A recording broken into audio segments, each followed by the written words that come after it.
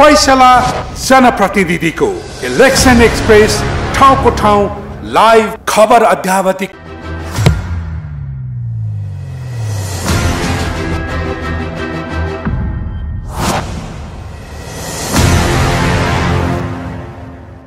स्थानीय तह निर्वाचन विशेष प्रस्तुति फैसला जनप्रतिनिधिको इलेक्सन एक्सप्रेसको विचार विश्लेषण बहस र विवेचनाको यो विशेष श्रृङ्खलामा छौँ र आदरणीय दर्शकवृन्द प्रत्येक निर्वाचनले राजनीतिक दलहरूलाई समाजलाई एउटा सन्देश दिइरहेको हुन्छ तर त्यो सन्देश राजनीतिक दल र समग्रमा समाजले कसरी बुझ्छ भन्ने कुरा महत्त्वपूर्ण हो र राजनीतिक दलहरूले कसरी ग्रहण गर्छन् भन्ने महत्त्वपूर्ण हो। यतिखेर स्थानीय तहको निर्वाचनको प्रारम्भिक मत परिणाम आउँदै गर्दा त्यो सन्देश प्रभाव भइरहेको छ तर राजनीतिक दलहरूले यसलाई कसरी ग्रहण गरिरहेका छन् भन्ने विषयमा हामी कुराकानी गरिरहेका छौँ।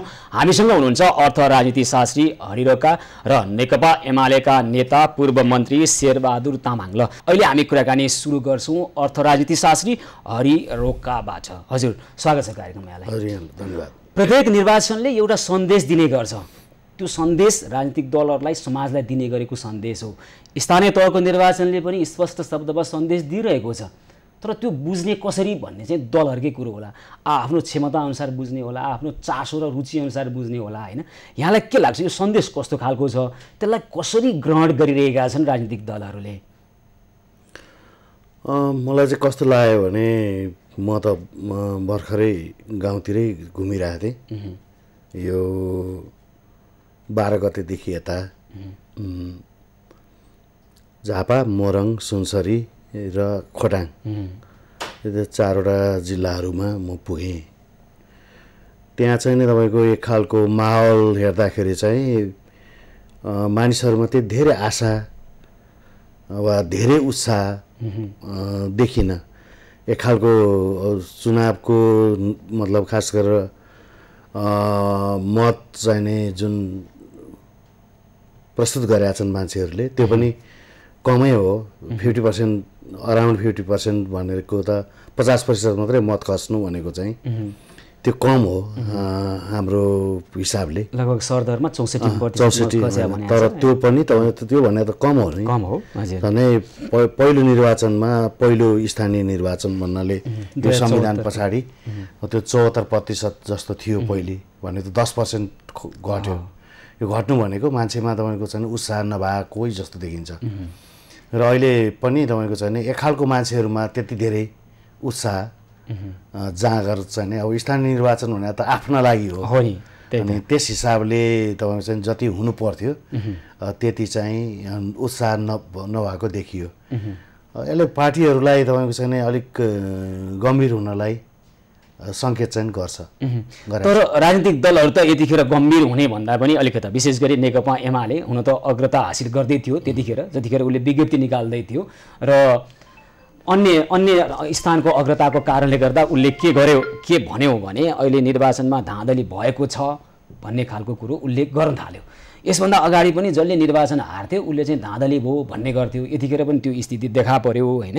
र यस हिसाबले गर्दा निर्वाचनको जुन सन्देश हो त्यो सन्देशलाई राम्रो ढङ्गबाट बुझ्ने भन्दा पनि आफ्नो ढङ्गबाट बुझ्ने खालको अवस्था हो कि राजनीतिक दलहरू अझै पनि चेत्दैनन् कि भन्ने स्थिति देखा पर्यो के। मात्र एमालेको कुरो होइन हैन अरू दलहरूको पनि जस्तै के हुँदो रहेछ भने निर्वाचन जित्यो भने एक खालको चाहिँदोभन्दा बढी उत्साही भइदिने त्यो उत्साह भोलि गएर दम्बमा अहङ्कारमा रूपान्तरण हुने हो कि भन्ने अवस्था देखिने भुइँ छोड्ने हो कि भन्ने यस्तो अवस्था देखिने पहिलो संविधान सभामा माओवादीको अवस्था जस्तो के त्यो चाहिँ प्रत्येक त्यो दलहरू परिपक्व हुन नसकेको अवस्था के यो किन भइराख्यो होला?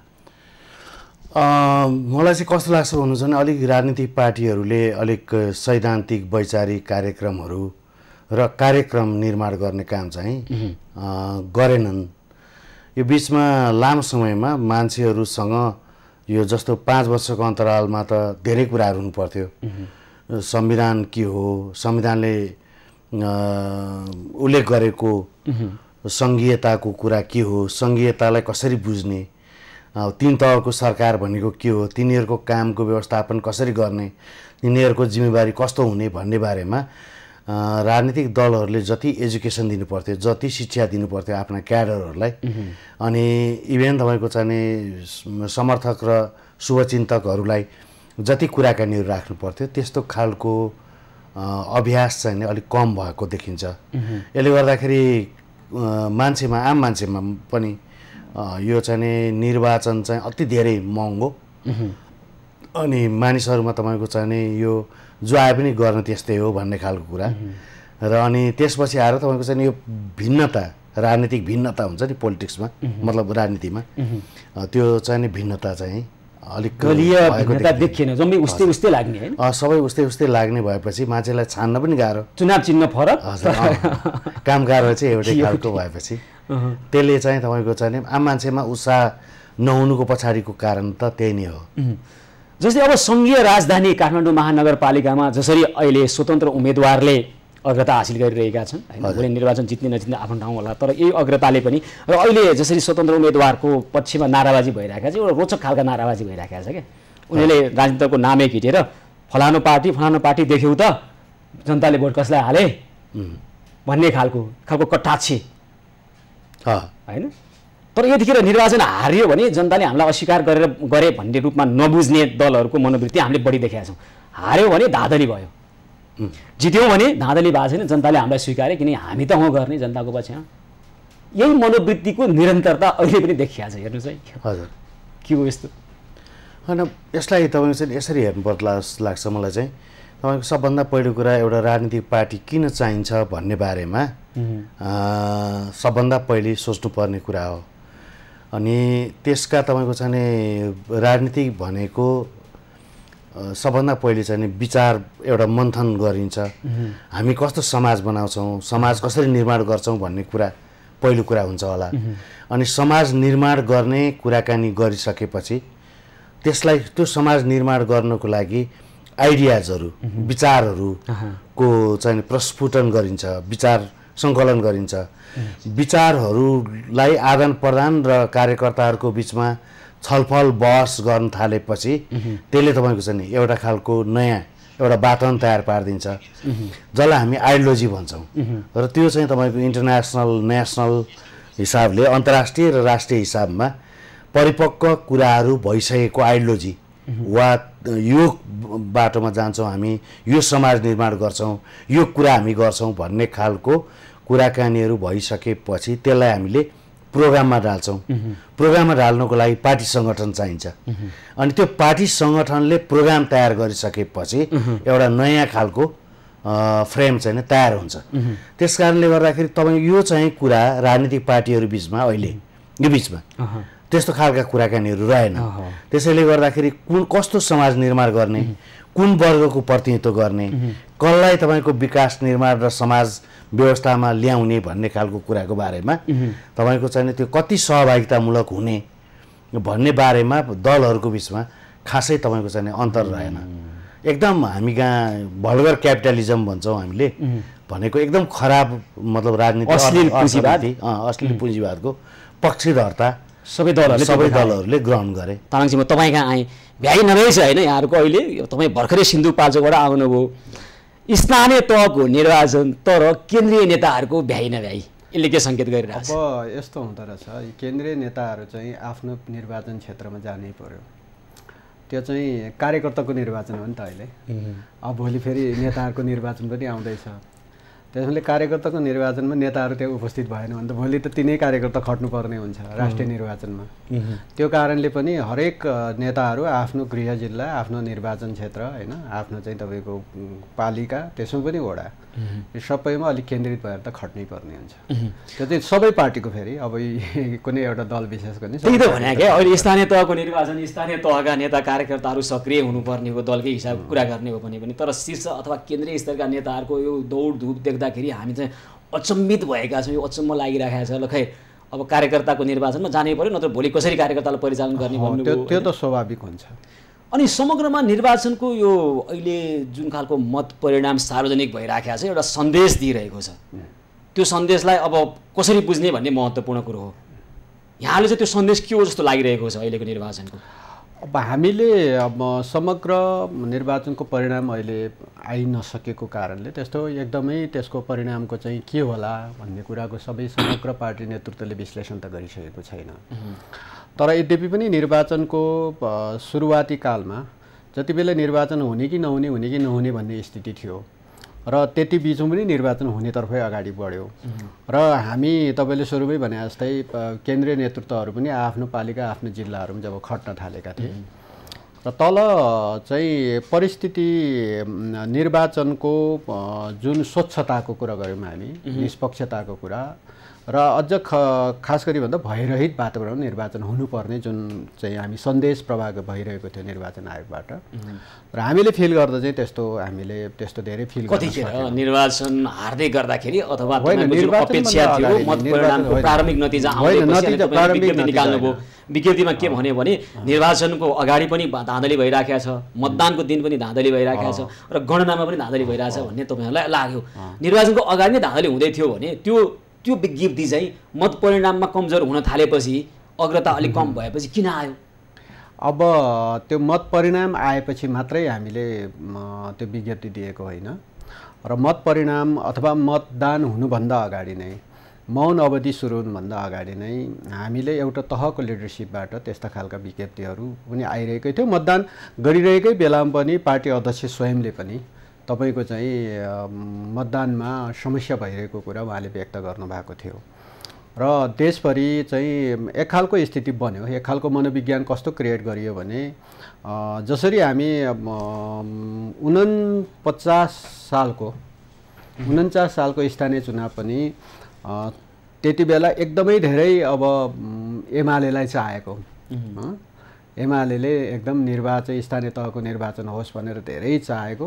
तर एमालेले त्यति बेला के बुझेन भने सत्तामा नेपाली कांग्रेस छ सरकारमा नेपाली कांग्रेसको अगुवाईमा निर्वाचन हुँदैछ भन्ने कुरा भन्दा हामी कर्मचारी आन्दोलनको एकदमै व्यापक कर्मचारी आन्दोलनको बीचबाट अगाडि बढ्यौं त्यसपछि एउटा आन्दोलनको बीचबाट अगाडि बढेको कारणले हामी निर्वाचन पक्षमा पार्छौं भन्ने खालको चाहिँ जनताको मनोविज्ञानलाई हामीले हाम्रो पक्षमा पार्न सक्छौं भन्ने हामीलाई त्यति बेला लागेको थियो र त्यो अनुसार हामी निर्वाचनमा जाँदा तर 49 सालको निर्वाचन पनि नेकपा एमालेले आफ्नो पक्षमा पार्न सकेन र त्यस्तै निर्वाचन दलले पार्ने हो र भने आफ्नो पक्षमा त्यो त मतदाताले जल्लै समर्थन त्यस्तो त हो दलले भनेको 49 मा त्यतिखेर नेपाली कांग्रेसले धाँधली गरेको थियो अब कांग्रेसको धाँधली भन्दा नि कांग्रेसको सत्ता थियो सरकार थियो त्यसको मनोविज्ञानको असर त परेन हैन तपाईहरुले जितेको बेलामा चाहिँ धाँधली भएको छैन त्यसो हो नि हैन यस्तो म 74 को निर्वाचनमा हेर्नुस् है 2074 को स्थानीय तहको निर्वाचनमा तपाईहरुले धेरै वर्चस्व हासिल गर्नु भएको छ स्थानीय तहको सरकारमा त्यो पनि धाँधली गरेर जित्यो हो निर्वाचन चाहिँ कस्तो हुन्छ भने सामान्यतया केही न केही तपाईको चाहिँ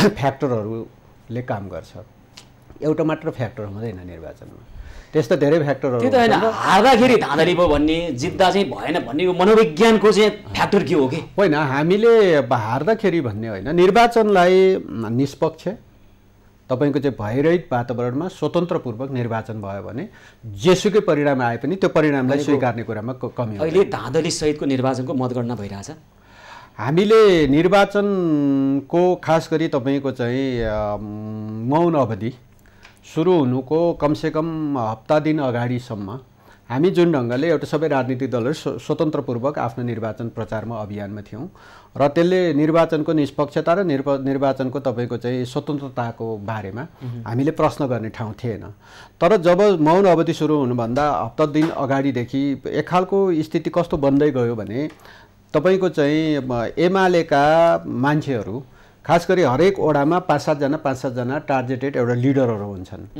ती लिडरलाई टार्गेट गरिएको छ कसले टार्गेट गर्यो उनीहरुलाई सत्ता पक्षका कार्यकर्ताबाट अनि टार्गेट गरिएको छ अनि कुनै ठाउँमा अनावश्यक ढंगले न्यू खोजिएको छ न्यू खोजे पछाडी अब एमाले र कांग्रेसको बीचमा सत्ता पक्षको बीचमा काई टसल भयो भने सामान्य टसलमा पनि एमालेका मान्छेलाई तुरुन्तै मुद्दा हालिएको छ अनि कतिपयलाई समातेर थुनिदिएको छ त्यति मात्र होइन कतिपय ठाउँमा चाहिँ तपाईको चाहिँ बाटो ढोकेर खुकुरी हानिएको छ मान्छे काटिएका छन् मान्छे हस्पिटलमा छन् मतलब यो खालको टेरर चाहिँ बन्दै गयो तैपनि हामीले नेताहरूलाई जानकारी गराउँदै गयौं र नेताहरूले होइन निष्पक्षै हुन्छ निष्पक्षताको पक्षमा हैन हैन फेरि प्रत्येक राजनीतिक दलमा एउटा पालिकामा एउटा वडामा चाहिँ गरेपछि त्यसको असर चाहिँ सिंगै पालिकाभरि पर्छ त्यो चाहिँ टार्गेट गरेरै गरिएको छ त्यस्तो त्यति मात्र होइन मैले त्यसपछि तपाईको चाहिँ हामीले जब मौन अवधि सुरु भयो मौन अवधिको 2 दिन काट्न त हामीलाई निकै सकसै भएको किन धेरै नै सकस भयो। त्यो चाहिँ तपाईँको चाहिँ सुरक्षाको त्यो हरेक हिसाबले सत्ता पक्षको दबदबा यस्तो रह्यो मौन अवधिमा। अब प्रचार गर्न पाइँदैन भन्ने छ। अब प्रचण्ड स्वयं तपाईँको चाहिँ प्रचारमा हिँडेको त थाहा छ नै छ होइन। सत्ता पक्षको सबै नेताहरू मन्त्रीहरू प्रचार तर कस्तो सम्भव भयो भने त्यो मौन अवधिको 2 रात चाहिँ एमालेका मान्छेहरू कहीँ हिँड्न पाएन, हिँडेका पनि होइनौँ। तर सत्ता पक्षका कार्यकर्ताहरू पुरै तपाईँको चाहिँ हिँड्ने अनि ठाउँ ठाउँमा चाहिँ अब खडा गर्ने, अखडाहरू खडा गर्ने भनेपछि मनी अवधिमा मनी त्यो धेरै यसको त अब धेरै अब ठ्याक्कै यो खालको भनेर भन्ने भन्दा पनि त्यो एक खालको मनोविज्ञान चाहिँ यस्तो बन्यो कि अब खास गरी सत्ता पक्षमा पनि नेपाली काङ्ग्रेस तपाईँको माओवादी केन्द्र स्वयं पनि अब उसले सत्ताको फिल गर्न पाएन कतिपय ठाउँमा। तर तपाईँको चाहिँ नेपाली काङ्ग्रेसको चाहिँ एक खालको सत्ताको फिलका साथ निर्वाचनमा गएको थियो र त्यसले परिणाममा केही न केही तलमाथि त भएकै छ। ल म यहाँका आएँ, राजनीतिक दलहरूले यस्तै तर्क गर्छन् कस्तो भने जित्दाखेरि चाहिँ धाँधली सहित होइन, एकदम धाँधली रहित भएर जितियो, जनताले हामीलाई पत्याए किनकि हामी चाहिँ योग्य थियौँ भन्छन्। निर्वाचन हारिसकेपछि चाहिँ धाँधली भयो भन्न थाल्छन्। यस अगाडि नेकपा माओवादीले त्यस्तै गरेको थियो होइन त, दोस्रो संविधान सभा निर्वाचनमा अगाडिसम्म केही ठिकठाक छ भन्ने गरेको, भोलिपल्ट हार्ने बित्तिकै लौ धाँधली भयो यसो उसो भन्न थालेको थियो भने अहिले ठ्याक्कै 2074मा उहाँहरू नेकपा एमाले वर्चस्व कायम गर्नुभएको थियो स्थानीय तहको सरकारमा। अब अहिले पनि बोया होइन, मत परिणामको आउँदै गर्दा अग्रता त एमालेकै थियो, तैपनि उहाँहरूले सिट सङ्ख्या धेरै त यहाँहरूकै थियो क्यारे होइन, तैपनि उहाँले अग्रताको त्यो हेर्दै गर्दा समग्रमा विश्लेषण गर्दा त थाहा हुन्छ ल हामी त निर्वाचनमा दोस्रो हुँदैछौँ, 74मा पहिला गएको थियौँ भन्ने विश्लेषण निकालेर ल धाँधली भयो भन्ने विज्ञप्ति आयो। के मनोविज्ञान यो मनोविज्ञान होइन, यसलाई तपाईँको चाहिँ नि मनोविज्ञान भन्दाखेरि पनि तपाईँको यथार्थको बारेमा तपाईँको चाहिँ नि जुन यथार्थ हो त्यसबारेमा बुझ्न नचाहने त्यसलाई यसो भन्नु पर्ला सहजतापूर्वक लिन नसकेको जस्तो लाग्ने, त्यस्तो लाग्छ।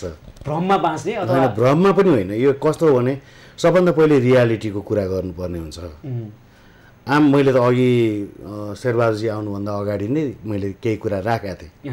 मान्छेहरूमा उत्साह त्यति धेरै छैन आम मान्छेमा होइन। त्यो आम मान्छेमा किन उत्साह छैन भने राजनीतिक पार्टीहरूले आफ्नो घोषणापत्र जुन जारी गरेका छन् ती सबै घोषणापत्रहरूलाई यदि सङ्कलन गरेर हेर्ने हो भने केन्द्रीय तहबाट जुन घोषणापत्रहरू छन् ती घोषणापत्रमा खासै त्यत्रो अन्तर भएको देखिँदैन होइन, एउटा पहिलो कुरा। दोस्रो कुरा तपाईँको छ भने मतलब हेर्न त पोलिटिकल अर्गनाइजेसनहरूले वा मतलब आम मान्छेले राजनीतिक पार्टीहरूमाथि हेर्ने त 3टा कुराहरू हुन्छन्। खास गरेर पब्लिक डिस्ट्रिब्युसन सिस्टम कस्तो हो भन्नाले सामाजिक वितरणको हिसाबमा दलहरू जो थिए तिनीहरूले के गरे भन्ने खालको एउटा मूल्याङ्कन गरेकै हुन्छ। अब सरकार वा सत्ताको कुराकानी गर्दाखेरि एमाले स्थानीय सरकारको पालामा स्थानीय सरकार रहन्जेलसम्म ऊ पनि तपाईँको चाहिँ सत्तामै थियो होइन। ऊ इन्कम्बेन्सी फ्याक्टर भन्छौँ हामीले, त्यो एकैछिन इन्कम्बेन्सी फ्याक्टरको पक्षमा मतलब लाग्दाखेरि उहाँहरूलाई पनि लाग्ने कुरा हो। त्यो काङ्ग्रेसलाई लागु हुने हो र एमालेलाई पनि लागु हुने हो वा माओवादीले पनि लागु हुने हो जो सत्तामा छन्। दोस्रो चाहिँ तपाईँको चाहिँ उनीहरूले के गरे भन्ने कुरा, शिक्षाको बारेमा के गरे, स्वास्थ्यको बारेमा के गरे, इन्फ्रास्ट्रक्चर डेभलपमेन्ट गर्ने कुरामा के गरे भन्ने कुराको मूल्याङ्कन हुने हो। अहिले मेरो विचारमा चाहिँ तपाईँको अधिकांश निर्वाचन क्षेत्रहरूमा पहिले जितेकाहरूलाई हराउने र हारेकाहरूलाई जिताउने खालको पोजिसन पनि बनाएको छ। सहरी क्षेत्रहरूमा खास गरेर महानगरपालिकाहरूको ट्रेन्ड हेर्दाखेरि तपाईँको चाहिँ यी राजनीतिक पार्टीहरूले काम गरेर नि यिनलाई चेतावनी भनेर चेतावनी स्वरूप इन्डिपेन्डेन्टहरूले जित्ने खालको एउटा परिस्थिति बनाएको छ। यहाँ शेरबहादुरजीले जे भनिरहनु भएको छ नि त, राज्य सत्ताको स्रोत साधन शक्तिको दुरुपयोग गरेर निर्वाचन लड्नै अप्ठ्यारो बनाउने स्थिति, मौन अवधि त कटाउनै अप्ठ्यारो हुने स्थिति, एक किसिमले भन्दा भित्रभित्रै सेटिङ गरेर हामीलाई हराइयो भन्ने जुन खालको कुरो उहाँले गर्नुभयो यसमा सत्यता पटक्कै छैन। त्यसो हो भने मलाई चाहिँ के लाग्छ भन्नुहुन्छ भने उहाँहरूले त्यस्तो खालको कुराकानीहरू गर्नुभन्दा पहिले सत्ता त उहाँहरूकै थियो नि त। नेकपाको सत्ता थियो, प्रधानमन्त्री उहाँ नै हुनुहुन्थ्यो, उहाँहरूकै हुनुहुन्थ्यो होइन। उहाँहरूले तपाईँको निर्वाचन गराउने खालको वातावरण तयार पार्नका लागि आफै तपाईँको चाहिँ निर्वाचन गराउनका लागि त जुन खालको परिस्थिति उहाँहरूले निर्माण गर्नु हो त्यसमा तपाईँको चाहिँ एमाले मात्रै दोषी छ भन्ने पनि होइन, माओवादी पनि दोषी होला। सरकारमा जो भए पनि त्यो सबैको सरकार हो नि त, सबैको सरकार एकदम धेरै धाँधली गर्न त अलिअलि जसले नि गरिहाल्छन्, सामान्य कुरा होइन। स्वीकार्ने भनेको नि मसिनोसँग गर्ने कुराहरू कतिपय हुन्छ होइन, जस्तै त्यस्तो त गरिहाल्छन्। तर मैले अघि भने तपाईँको चाहिँ कस्तो हो भन्दाखेरि एकदमै टेरर, हामी पनि गाउँमै गएर अहिले भर्खरै म पनि फर्किँदैछु होइन, त्यस्तो एकदम मेरै गाउँमा त त्यस्तो टेरर त्यो तपाईँलाई होइन होला नि त, नेकपा एमालेलाई होला त्यो एउटै ठाउँमा पनि तपाईँलाई नहुने टेरर होइन। जस्तो तपाईँको होइन, हामी कहाँ अहिले तपाईँको लिडै एमाले गरिरहेछ गाउँपालिकामा, मेरो गाउँपालिकामा होइन, टेरर भएको भए धाँधली भएको भए त उसले जितिसक्दैन थियो नि। त्यही त अघि एउटा प्रश्न, जित्या ठाउँमा पनि धाँधली भएर जित्या हो त एमाले जित्दै गर्दा होइन। अब यो खुलेर कुराकानी गरौँ है, आज कुरा गर्छु। जस्तो अघि हरिजीले भन्नुभयो जस्तै सत्ता विरोधी ट्रेन्ड त हुन्छ नै, भइहाल्छ। र यो 5 वर्ष अवधिमा स्थानीय तहमा 74मै एमाले बढी जितेकै हो। र अघि हरिजीले भन्नुभयो जस्तै पुरानो जितिरहेकोलाई हराउने, नयाँलाई जिताउने र पुरानो कम्पिटेटरलाई जिताउने, यो खालको ट्रेन्ड त देखियो देशैभरि। ल अब हेर्नुहोस्, यतिखेर म तपाईँलाई रोक्छु। नेकपा एमाले देशभरको 55 स्थानको प्रमुख र 56 स्थानको प्रमुखमा विजय हासिल गरेका छ। यहाँ पनि धाँधली भएरै जित्या हो एमाले। मैले अलिकति जान चाहन्छु केही पोइन्टहरूमा। त्यसो भएको कारणले नेकपा एमाले चाहिँ स्थानीय तहमा पनि सत्तामा थियो र अघि हामी चाहिँ तपाईँको चाहिँ यो अहिले केन्द्रीय सरकार र तपाईँको चाहिँ प्रदेश सरकारमा पनि 10 महिना अगाडि हामी सत्तामै थियौँ र सत्ता विरोधी एउटा मानसिकता चाहिँ हामीलाई पनि लागू भयो। एउटा हामीले त्यो कुरालाई ख्याल गरेनौँ। अर्को दोस्रो कुरा, नेकपा एमाले ख्याल नगरेको विषय, अहिले सरकार, सङ्घीय सरकार, केन्द्रीय सरकार कसको छ र त्यो सरकारको कति प्रभाव पार्छ र त्यो 49 सालको स्थानीय तहको निर्वाचन लडिसकेको हामीले त्यति बेला सत्ताको के प्रभाव पर्यो भन्ने कुराको चाहिँ आकलन हामीले गर्न सकेनौँ। हामी चाहिँ नेताहरू चाहिँ उपस्थित भएको ठाउँमा जनता जुटेको चिजलाई चाहिँ हामी चाहिँ मतमा कन्भर्ट हुन्छ भन्ने ढङ्गले हामीले त्यो कुरालाई मात्र बुझ्यौँ। हो, अब हाम्रा नेताहरू जस्तो पार्टी अध्यक्ष जाँदाखेरि एकदमै चाहिँ हजार मान्छेहरूको चाहिँ अब भिडभाड नै थियो, गाउँबाट ती मान्छे चाहिँ मतमै कन्भर्ट हुन्छ भन्ने कुरालाई आकलन गऱ्यौँ होइन। त्यस पछाडि अर्को चाहिँ हामीले के कुरालाई राम्रोसँग ख्याल गर्न सकेनौँ भन्दाखेरि तपाईँको चाहिँ नेकपा एमालेको हकमा हामी चाहिँ खास गरी नेपालमा पनि कम्युनिस्ट पार्टी चुनावबाट जितेर आउँछ भन्ने कुरालाई जुन छ र यो अन्तर्राष्ट्रिय समुदायमा यो कम्युनिस्ट पार्टी नामको यो पार्टीलाई चुनावमा जित्न नदिनको लागि कम्युनिस्ट पार्टीभित्र फ्र्याक्सन गरेर कम्युनिस्ट पार्टीलाई नै प्रयोग गरेर गैर कम्युनिस्ट पार्टीलाई चाहिँ हाबी गराउने खालको जुन खेलमा हामी फस्यौँ। अब कम्युनिस्ट के कुराकानी गर्ने, तपाईँहरू नाम र थर अथवा चिन्ह मात्रै फरक हो, एउटै हो तपाईँहरूको सबैको चरित्र। सबै चिज पछाडि अझै पनि सुन्नुहोस् न, अझै पनि तपाईँहरूले यो निर्वाचनको सन्देश नै ग्रहण गर्न सकिरहनु भएको छैन क्या। तपाईँहरू कुन माहौलमा बस्नुहुन्छ? अहिले काठमाडौँ महानगरपालिकाको स्वतन्त्र उम्मेदवार बाहिर बसेको उम्मेदवारको पक्षमा नाराबाजी भइरहेका छ, ती युवाहरू नारा लगाइरहेछन्, देख्यौ काङ्ग्रेस एमाले भोट कसलाई हाले जनताले भन्ने नारा लागिरहेको छ क्या। तपाईँहरूप्रतिको यो कटाक्ष हो। हिजो तपाईँहरू सत्तामा बस्दा जनतालाई कति सम्झनु भएको थियो, जनतालाई कति महत्त्व दिनुभएको थियो भन्ने कुरा हो। अझै पनि यो सन्देश नै बुझ्न सकिरहनु भएको छैन। समस्या यहीँबाट सुरु भयो, अझै पनि तपाईँहरू स्पष्ट हुनुहुन्न। यो समस्या होइन, मैले भनिहालेँ त, किनभने सत्ता विरोधी जुन ट्रेन्ड छ त्यसमा तपाईँको चाहिँ दुईटै पार्टी, खास गरी त अहिले सरकारमा रहेको गठबन्धन र सरकारमा नरहेको एमाले स्वयं पनि त्यो ट्रेन्डबाट चाहिँ अछुतो रहन सक्छ। सुन्नुहोस् न, हामीले देखिया त एमाले अहिले अत्तालिनुपर्ने स्थिति पनि छैन क्या। तपाईँहरूलाई त्यहाँ भित्र बस्दा के लाग्थ्यो थाहा छैन, तर समग्रमा अहिले हेर्दा एमाले जुन प्रदर्शन गरिरहेछ नि, आफैमा यो कमजोर त होइन, किनभने अहिलेको व्यवस्था ल्याउनका निमित्त पनि एमालेको एउटा योगदान छ।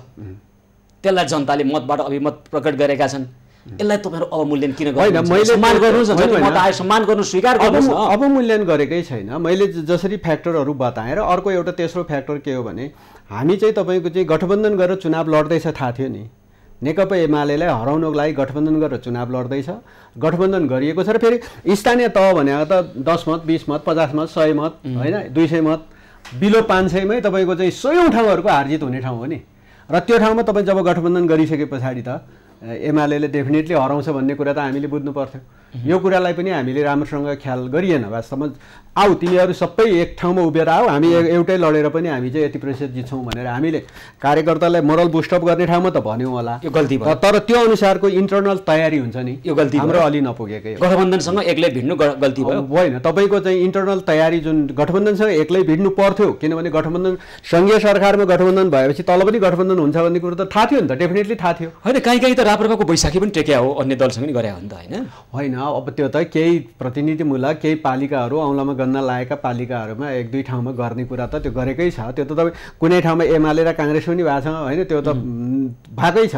कुनै ठाउँमा एमाले माओवादी पनि भएको छ, राप्रपा एमाले पनि भएको छ, तर त्यो चाहिँ तपाईँको चाहिँ एकदमै नगण्य मात्र ठाउँहरू हो। तर मूल रूपमा गठबन्धन के हो भन्दा अहिले माथि सङ्घीय सरकारमा जसको गठबन्धन छ तल त्यही गठबन्धन चाहिँ हाबी भएकै हो।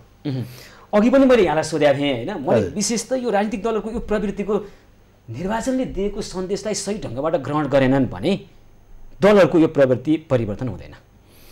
हो, त्यो एकदम तपाईँले भनेको कुरा ठिक हो। यो चाहिँ मतलब यदि राजनीतिक पार्टीहरूले आफ्नो भोटर्सहरूले किन भोट दिए भन्ने कुरा थाहा पाउँदैन भने हामीलाई किन जिताए, हामीलाई किन जिताउँछन्, किन हराउँछन् भन्ने बारेमा जब जानकारी हुँदैन त्यसपछि गाह्रो हुन्छ। वा तपाईँले जुन घोषणापत्र लेख्नु भएको थियो पहिले, वा घोषणापत्रमा जे तपाईँले चाहिँ राख्नु भएको छ ती घोषणापत्रलाई अवमूल्यन आफैले गर्नुभयो सत्तामा पुगेपछि, र त्यसपछि आएर तपाईँको चाहिँ एक खालको एकलौटीपन वा एक खालको तपाईँको चाहिँ अब दर्वेको पछाडि लाग्ने कुरा वा एक खालको तपाईँको चाहिँ अविकासका कुरा जब सुरु हुन्छन् त्यसपछि मान्छेहरूले पत्याउन छोड्ने कुरा पनि आउँछ। यो कुरालाई तपाईँको जसरी काम गरेका छन्, जस्तो स्थानीय निर्वाचनमा तपाईँको दोहोरिएर रिपिटेड भएर जित्नेहरू पनि त छन् नि अहिले, रिपिटेड भएर जित्ने वा दोहोरिएर जित्ने जुन मानिसहरू छन् तिनीहरूले राम्रो काम गरे हुनाले नै दोहोरिया हुन्, होइन, इन्कम्बेन्सी त्यसमा लागेन। तर अधिकांश मान्छेहरू त्यसमा तपाईँको चाहिँ मतलब यो स्थानीय सरकार होस् वा प्रदेश सरकार भोलि आउँदाखेरि वा सङ्घीय सरकार कसले के काम गर्यो, घोषणापत्र अनुसार, कार्यक्रम दिए अनुसार, बाहिर प्रतिबद्धता जाहेर गरे अनुसार काम गरे कि गरेन भन्ने कुरालाई मूल्याङ्कन गर्ने कुरा त भइ नै हाल्छ, होइन। तर त्यो सबै हिसाब किताबबाट त्यो इन्कम्बेन्सीको मात्रै कुरा होइन, प्रोग्रामको कुरा, मूल्यको कुरा, मान्यताको कुरा, आचरणको कुरा, यी सबै कुराहरूसँग जोडिएर आउने विषय हो। शेरबाजी, 5 वर्षमा तपाईँहरूले के गर्नुभयो, कति गुनासा थिए जनताका, प्रश्न थियो, त्यो प्रश्नहरूको शाब्दिक जवाफ कति दिनुभयो, कति तपाईँहरू दिनु भएन। त्यसकारण समुच्चमा त्यसको उत्तर चाहिँ जनताले अहिले मतपत्रमा छाप लगाएर मतपेटिकामा खसालेका छन्, त्यसकै गणना हुँदैछ।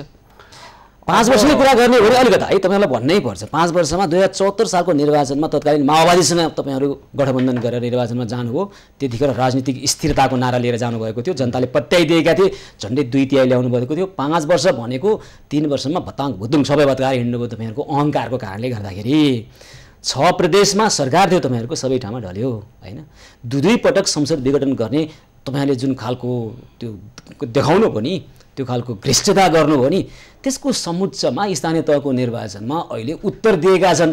भोलि प्रदेशको निर्वाचनमा, भोलि सङ्घको निर्वाचनमा, संसदको निर्वाचनमा यस्तै उत्तरहरू पाउनुहुन्छ। अनि जनताको उत्तरलाई चाहिँ धाँधली हो भनिदिने। अब यस्तो हो, 5 वर्ष हामीले स्थानीय तहमा 5 वर्ष नेकपा एमाले कति ठाउँमा चलायौँ त? किन नचला? हामीले 41% ठाउँमा चलायौँ। पाएको ठाउँमा पनि चलाउनु भएन नि। 41% ठाउँमा नेकपा एमाले हिजो 74 सालमा नेकपा एमालेको राम्रो एकदम पोजिसन आउँदा पनि हामीले 41% ठाउँ जिते हो, होइन। तपाईँ 58% त अन्य दल स्थानीयको कुरा गरिन अहिले, तर म त्यो सबै सङ्घीय सरकार र प्रदेश सरकार सबै जोड्न चाहन्छु। र त्यस पछाडि तपाईँको चाहिँ प्रदेश र सङ्घ सरकार पनि हामीले 5 वर्ष त चलाउन पाएका होइनौँ, होइन। नचलाएको भने पाएकै हो नि। हो, अब यस्तो मतलब तपाईँको चाहिँ कुनै घरमा चाहिँ एउटा घर बाउ हुन्छन्, छोराहरू, बहाना नगर्नु सर, अब धेरै तपाईँहरूको बहाना धेरै छ। अनि त्यस पछाडि बस्नै सक्दिनँ म छुट्टिन्छु भनेर अलग भएपछि त त्यो घर त केही न केही कमजोर त भइ नै हाल्छ। त्यसपछि हामी सरकारबाट बाहिरिने स्थिति बनि नै हाल्यो। त्यसैले त्यो फ्याक्टर चाहिँ नेकपा एमाले अथवा एमालेको अहिले यही बुझाइ हो भने एमाले अझै हार्ने भयो। एमाले मात्रै त्यसको चाहिँ सम्पूर्ण चाहिँ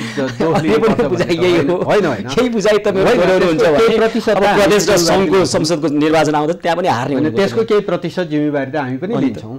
तर तपाईँको चाहिँ पार्टीभित्र नै फ्र्याक्सन भइसके पछाडि त्यसमा चाहिँ तपाईँको पार्टी फेरि किन चलाउन सकेन, किन चाहिँ टिकाउन सकेन भन्ने चाहिँ दोष बोकिरहनुपर्छ भन्ने लाग्दैन।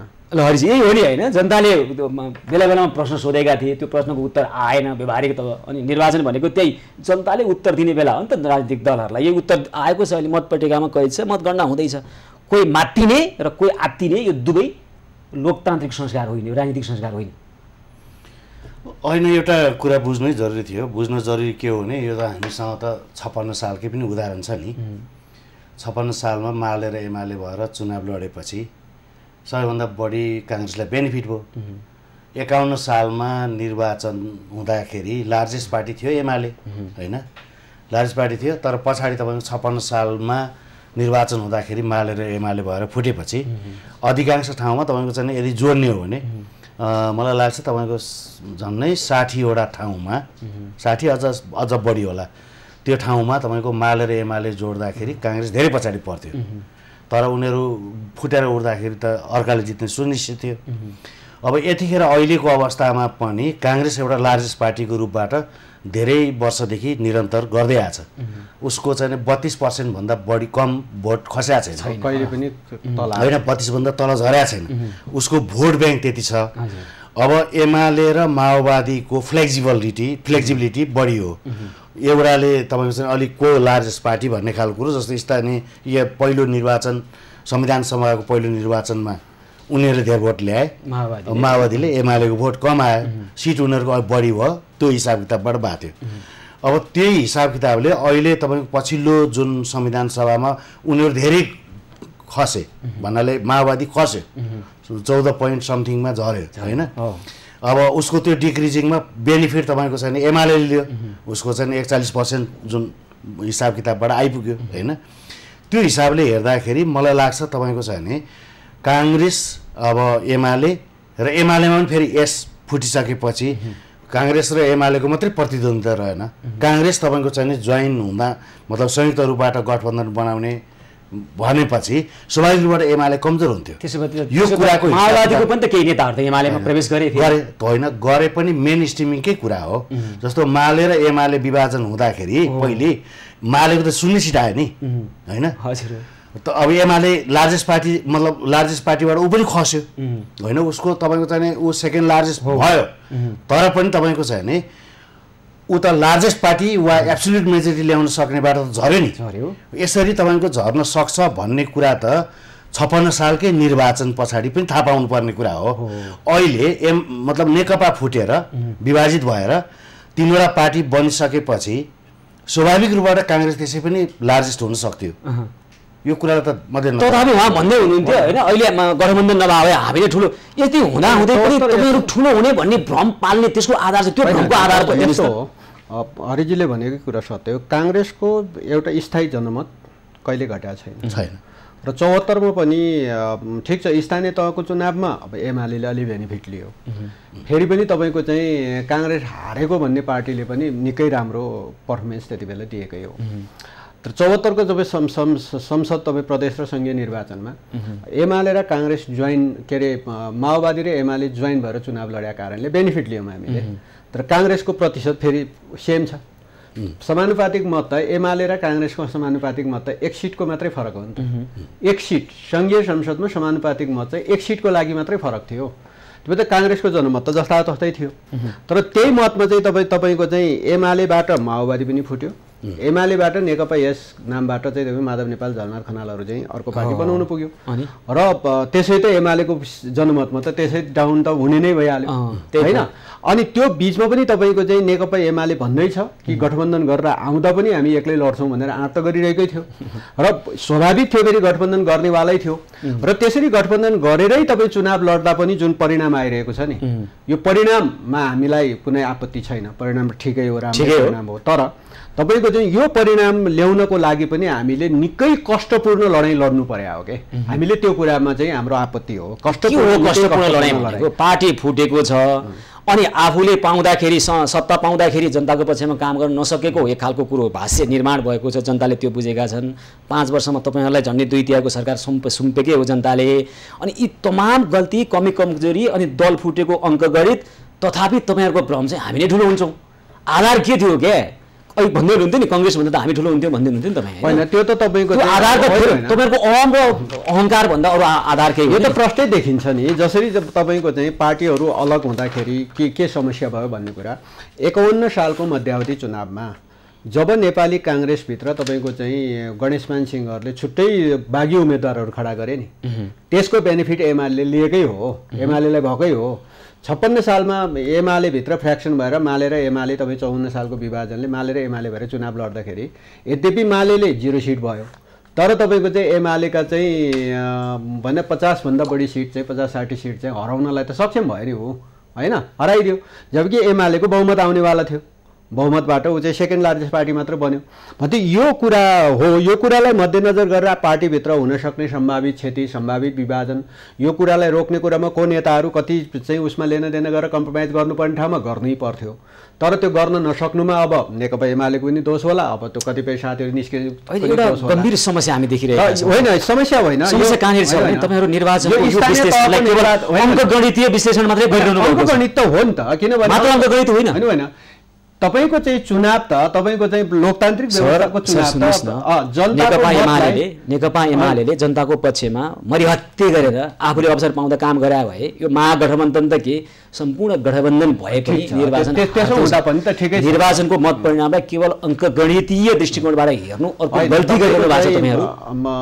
निर्वाचनको परिणाम आएपछि गणितमै जोडिन्छ, मात्र गणित होइन। स्थानीय तहको चुनाव, स्थानीय होइन, मनोविज्ञानको विश्लेषण त होला, तर स्थानीय तहको चुनावको पनि पालिकाको विश्लेषण गरेर नेकपा एमाले र नेकपा एमालेबाट फुटेर अन्य पार्टीमा जुन लाभ दिएको सबै सिटहरू जोड्ने हो भने नेकपा एमालेकै बढी आउँछ भन्ने कुरो त्यही देखिन्छ।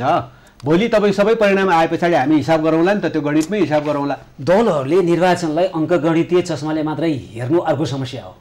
यो गठबन्धन भयो, यो एउटामा यति छ त्यस कारण यो हुन्छ, त्यस्तो हुँदैन क्या। त्यो सन्देश पनि होइन यो निर्वाचनको। एउटा पाटो होला, अङ्कगणितीय पाटो, तपाईँहरू हिसाब किताब निकालेर यसो गर्नु सकिन्छ, यसरी जितिन्छ भन्ने, त्यसमा मात्रै हेर्नु नै यो निर्वाचनले दिएको सन्देशलाई सही ढङ्गबाट नबुझ्नु हो, दलहरूले ग्रहण नगर्नु हो भन्ने चाहिँ हाम्रो आरोप हो। आरोप नै किन लाउनुहुन्छ? आरोप लाउने अङ्कगणितीय कोणबाट मात्रै हेरेर हुन्छ निर्वाचनलाई? जनताको मनोविज्ञान बुझ्नु छैन, जनताको पक्षमा काम गर्ने अवसर पाउँदा के गरेका छु हेर्नु छैन, अनि चाहिँ अहिले जोड घटाउ मात्रै मिलेन त्यस कारण हार्यो भने हुन्छ त भने मैले एमाले मात्रै भने होइन कि समग्र राजनीतिक दलहरू यो मनोवृत्तिमा कृपया नबाँचौँ क्या। यसले देशलाई घाटा छ, यसले हाम्रो समाजलाई घाटा छ क्या, त्यसरी मात्रै बुझ्नु भएन भन्ने कुरो हो हाम्रो। हजुर, तर यस्तो हुन्छ, के हुन्छ भन्नुहुन्छ भने मैले अघि हामी यही कुरा फेरि दोहोऱ्यौँ, एउटा कुरा के दोहोऱ्यौँ भन्नुहुन्छ, यहाँ भ्रम आयो त्यस कारण मैले यसलाई स्पष्ट पार्न खोजेँ। हाम्रो एउटा कुरा के हो भन्दाखेरि हामी तपाईँको चाहिँ अहिलेको राजनीतिक पार्टीहरूको बिचमा फेरि अगाडि कुरो मैले दोहोऱ्याएँ, सबभन्दा पहिलो कुरा आइडियोलोजी हुन्छ। आइडियोलोजी पछाडि तपाईँको चाहिँ प्रोग्राम बनाइन्छ। प्रोग्राम बनाएपछि त्यो प्रोग्रामलाई लागू गर्ने पार्टी बन्छ र त्यो पार्टीले तपाईँको व्यवस्थापन गर्ने कुरा हुन्छ। त्यसले तपाईँको एउटा क्लासको बेसिसमा वा क्यापिटलको बेसिसमा, पुँजीको आधारमा वा वर्गको आधारमा तपाईँको चाहिँ कस्तो समाज निर्माण गर्ने भनेर खाका कोर्ने हुन्छ। अहिले तपाईँको चाहिँ लगभग मेजर पोलिटिकल पार्टीहरू, राजनीतिक पार्टीहरू तपाईँको चाहिँ त्यो खाकाको व्यवस्थापन गर्ने पक्षमा गएनन् होइन। सबै एक खालको एउटा समान हिसाब किताबबाट गए र त्यसमा तपाईँको चाहिँ अब नेकपा एमालेको सन्दर्भमा जुन फ्याक्टरहरूले काम गर्यो त्यो फ्याक्टरहरू भनेको तीनटा फ्याक्टरहरूले, अघि तपाईँले भन्नुभयो उहाँहरूसँग बहुमत थियो नेकपा हुँदा, त्यो बहुमतलाई पूर्ण बहुमतलाई उहाँहरूले सदुपयोग गर्न सक्नु भएन। आफूले मिलाएको दुईटा को पाइलट भएर उडाउने भनेको प्लेनलाई उहाँहरूले बिच बाटोमै तपाईँको चाहिँ छाडिदिनु हो होइन।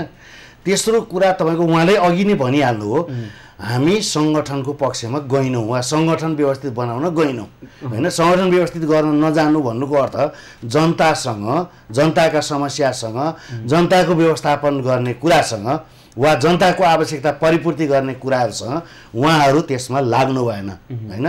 यी कारणहरू नै पर्याप्त छन् जसले तपाईँको चाहिँ नि यो रिजल्ट ल्याउनको लागि। अब गठबन्धन उहाँहरूको विश्लेषण छ गठबन्धन बन्यो गठबन्धन बन्नु त स्वाभाविक थियो किनभने उनीहरू त एब्सोल्युट माइनोरिटीमा थिए। त्यही त गठबन्धन नै किन बन्यो भन्ने पनि त अहम प्रश्न हो। त्यतातिर पनि त अलिकता ध्यान दिनु पर्ला। ध्यान पर्थ्यो। गठबन्धनै किन बन्यो त त्यसो हो भने त होइन। अब यो त सत्य नै थियो। जस्तो तपाईँको चाहिँ नेपाली काङ्ग्रेस हो उसको जनमतमा कमी आएको थिएन र ऊ सत्तामा थियो र ऊ अहिले सरकार चलाइरहेको छ र उसले तपाईँको चाहिँ तलको चाहिँ आफ्नो खास गरी सरकारी संयन्त्रकै रिपोर्टको आधारमा तपाईँको चाहिँ उसले कि नेकपा एमाले हावी हुन्छ चुनावमा उसले त्यो संयन्त्रबाट रिजल्ट प्राप्त गर्यो र नेपाली काङ्ग्रेसको अधिकांश केन्द्रीय समिति बैठकमा अधिकांश नेताहरू गठबन्धन नगर्ने पक्षमा उभिरहेकै थिए। तर त्यो सबै रिपोर्टको आधारमा पार्टी सभापति के भन्नु त्यो गठबन्धन गर्नैपर्छ भनेर उसले चाहिँ जोड गर्दै थियो। त्यसैले गठबन्धनको पक्ष सरकार टिकाउनु थियो नि त उभिएकै हो। र अब कुरा चाहिँ यति के होइन यहाँलाई लाग्छ सेवाजीलाई कहिले काहीँ लाग्दैन जस्तै पार्टी नेतृत्व जुन खालको दम्ब र अहङ्कार प्रदर्शन गरिरहेको छ यो बिचमा पनि तपाईँहरूले राजनीतिक दलहरूले ऊर्जा चाहिँ कहाँ बढी पोख्या हो भने एकाअर्कालाई गाली गर्न पोख्या हो के। माधवजीलाई गाली गर्न ओलीजीले बढी ऊर्जा खर्च गर्नुभएको छ माधवजीले ओलीलाई गाली गर्न खर्च गर्नुभएको छ त्यही कुरो प्रचण्डजीमा पनि लागु भएको हुन्छ होइन। अनि तपाईँहरूले पाउँदाखेरि आफ्नो क्षमता चाहिँ एकाअर्कालाई गाली गर्न र व्यक्तिगत त्यो अहङ्कारको तुष्टि फोक्न खर्च गर्ने तपाईँहरूले पाएको ऊर्जा त जनताको सेवा गर्न पायो नि त त्यो त नगरे हो नि।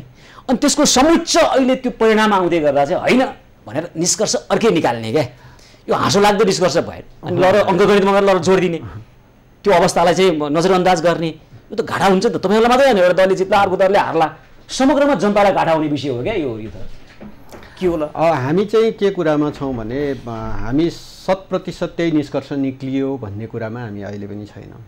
तपाईँले भने जस्तो निष्कर्षमा हामी होइनौँ। यद्यपि निर्वाचन हुँदाखेरिको परिस्थितिको विश्लेषण हामीले गरे हौँ र निर्वाचन हुँदा र अहिले मतगणना गर्दाखेरिको परिस्थितिको पनि हामीले विश्लेषण गरे हौँ। र यद्यपि तपाईँको चाहिँ जनताको अभिमत जस्तो आउँछ त्यो अभिमतको पक्षमा हामी यही त जनताको सन्देश चाहिँ के त निर्वाचनले दिएको सन्देश के र कसरी ग्रहण गर्नुभयो भन्ने विषयमा म कुराकानी जारी राख्छु। यो विशेष श्रृङ्खला निरन्तर जारी रहनेछ हामीसँगै रहनुहोला।